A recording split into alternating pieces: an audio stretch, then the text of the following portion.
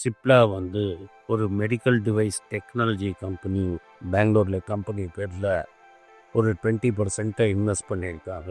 இவங்க respiratory டிவைசஸை improve பண்ணுறது. So ரெஸ்பிரேஷனில் தான் அந்த மூச்சு வாங்கிறது, லங்ஸு, இதுதான் சிப்லாவோட கிரேட் ஸ்ட்ரென்த்து. அந்த போர்ட்ஃபோலியோ ஸ்ட்ரென்தன் பண்ணுறதுக்காக இதில் இன்வெஸ்ட் பண்ணியிருக்காங்க.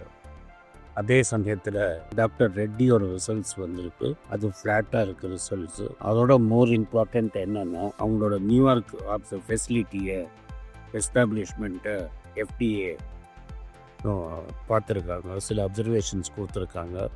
இது வந்து வாலண்டரி அப்படின்னு சொல்கிறாங்க.